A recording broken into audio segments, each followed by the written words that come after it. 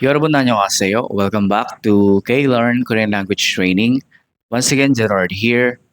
Another day, another video. So mag-usap ulit tayo about sa process or about sa mga dapat nyong gawin kung paano kayo makapagtrabaho sa South Korea. Okay, so kung ikaw ay interested talaga na makapagtrabaho sa South Korea, di ba napag-usapan natin sa last video ko kung bakit ang daming interested magtrabaho sa South Korea? Okay. So kasi nga, ang laki po talaga ng sahod. Okay, so 88,000 basic salary. Kaya ang daming nag-apply. So ngayon, kung ikaw interested, kailangan mag-invest ka po talaga sa pag-aaral. Okay, huwag mong kakalimutan, yung process ng pagkukorea, main requirement po nila is yung makapasa kayo sa Korean language exam. EPS topic exam, yun ang tawag. So, basic Korean language exam. Kaya kailangan po nating mag-aral, matuto ng Korean. Kasi, hindi lang naman sa exam dito sa Pilipinas natin kakailanganin yung Korean language, okay? So, gagamitin natin din yung Korean language kapag syempre, nakarating na tayo ng South Korea. So, ang gagamitin natin is Korean language. So, kaya po tayo pinapa-exam kasi gagamitin natin yun sa South Korea. Hindi lang sa exam dito. Okay? So ngayon, mga Lods, yung exam, hindi siya ganun kadali. Hindi siya madali. Especially kung aasa lang kayo sa mga nakikita nyo mga video. Ang dami na actually mga video dyan, di ba? Mga libreng tutorial, mga information, blah blah blah. So, kaya yung nag-a-apply, nako-confuse sila sa process, nako-confuse sila sa mga dapat nilang i-focus sa process, mga dapat nilang pag-aralan. So share ko lang, ako kasi galing na ako ng South Korea with this process din, EPS topic din. So, and then nagkaroon ako ng learning center and then kahit na may learning center na ako, nag-exam pa din ako. So pumapasa pa din ako. Nagka-cancel na ako ng employer kasi gawa nga ng learning center, hindi ko na siya maiwan. Kaya nag-sacrifice din ako na mag-cancel ng employer para sa K-Learn. Okay? So, yung mga vocabulary ko, yung mga alam ko na pwede kong i-share sa inyo is based on experience talaga lahat 'yan. So, kaya ko kayong i-assist turuan ng mga tamang direction talaga sa pagre-review sa Korean language, mga dapat yung i-focus, okay? So, dito kasi sa pag-aaral ng Korean language, sa exam kasi, meron lang dapat talaga yung i-focus. Okay, pag yung mga student ko naturuan ng maayos, pag sumunod sila dun sa pinapagawa ko, sinasabi ko sa kanila, for sure papasa yan. Okay, so napakadali lang naman ng process nila. All you have to do is to take the exam, pass the exam. O paano tayo makakapasa sa exam? Siyempre, kailangan talaga yan. Mag-invest po talaga tayo, mag-aral po talaga tayo. Huwag tayong laging umasa lang sa libre. Kasi yung mga libre na tutorial, for example, tinuruan nila kayo, 'di ba? Basic na basic lang. After that, magtuturo na naman sila ng iba. So ibig sabihin pag may mga announcement na, mga process changes, 'di ba? Wala naman silang responsibility kasi nga tinuruan lang nila kayo ng libre. So dito sa amin, pag nag-enroll kayo dito sa K-Learn, so complete na po siya throughout the process na announcement, updates, mga vlog tulad nito. So gumagawa po ako niyan. So active ako sa pag-update sa mga student, okay? So yung mga student ko, naliligaw lang talaga yan kapag sa sobrang panonood ng mga videos tapos nako-confuse sa process.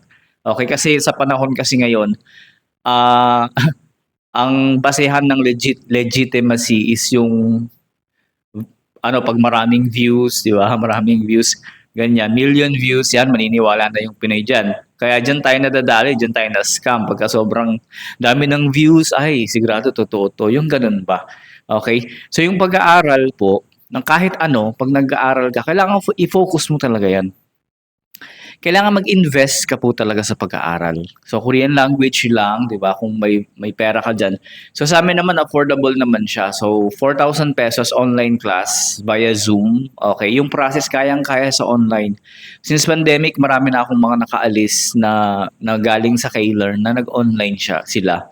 Kahit sa skill test, online namin, kayang-kaya nila. Yung skill test, madali lang yung skill test. Okay? May mga videos naman na available na andun na yung mga instruction kung paano mo gagawin yon. Okay?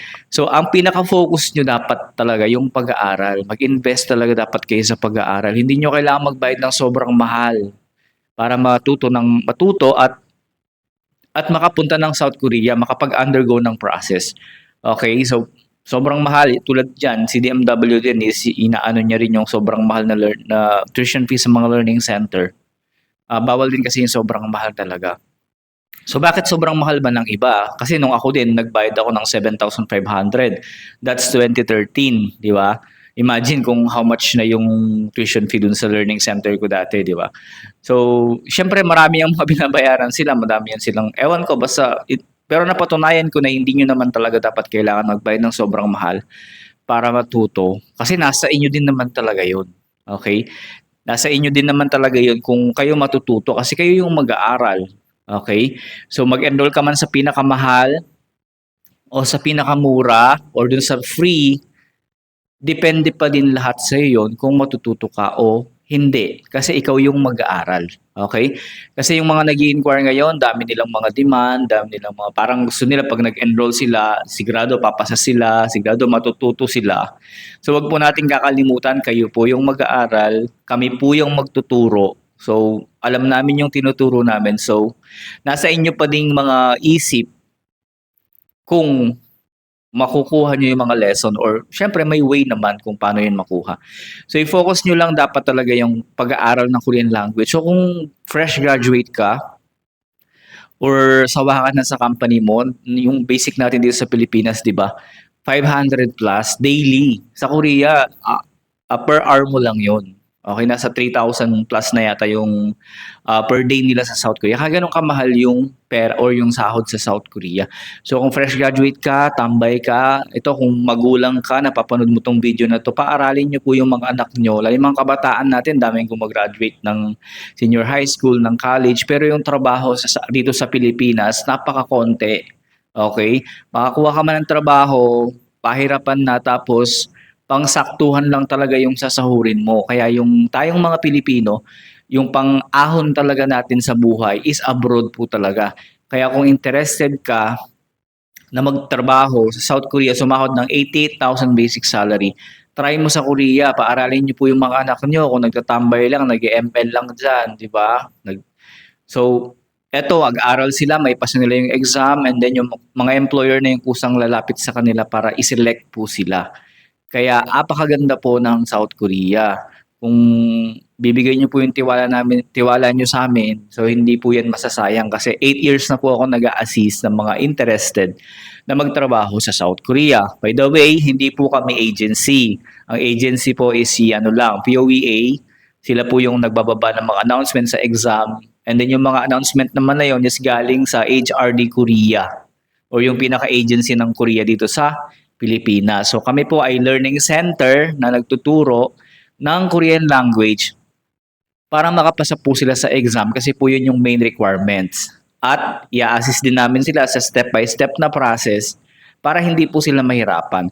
Kasi syempre, yung DMW agency siya, so hindi ka naman niya tutulungan na as in step by step talaga anong gagawin, di ba? So ibababa lang nila yung announcement sa page, sa website nila, ikaw na yung bahala. Pero kami kasi, igina-guide namin yung mga student kasi pinagdaanan din namin yung process. Okay? So, again, paaralin nyo po yung mga anak nyo na tambay or walang ginagawa, di ba? Malaki po yung future sa South Korea kasi malaki yung sahod. Wala pong ganong requirements, walang placement fee, di ba? No work experience needed, walang diploma. Hindi nyo kailangan diploma na nag-aral kayo ng Korean language. Ang kailangan nyong patunayan, ipasa nyo yung exam. Yun yung pinakamagiging katunayan nyo na nag-aral talaga kayo ng Korean language. Okay?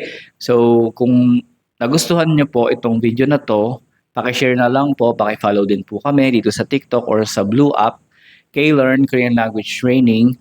At i-share nyo po sa mga friends nyo na interested at meron po kaming referral fee na 500 pesos kapag may napa-enroll kayo sa amin. Okay? So maraming salamat po sa panonood ng video na to. Once again, this is Gerard from K-Learn Korean Language Training, your quality, affordable Korean language training since 2016. Annyeong!